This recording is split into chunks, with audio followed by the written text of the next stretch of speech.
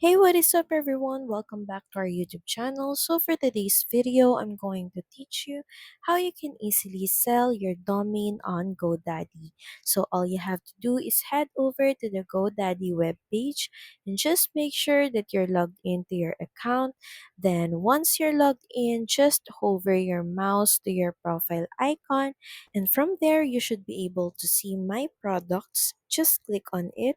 So from here, you should be able to see a list of all your products and services, and in the right corner, just click on Manage All. And from your domain portfolio, just select or tick the box of the domain that you want to sell, and in the action button below, just select List for Sale.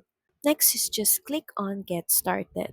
Next is you just have to set your price simply by typing the price in this text box, and this option is also optional but is recommended. This only means that your commission will lower down to 40%, but your chances of selling the domain will double.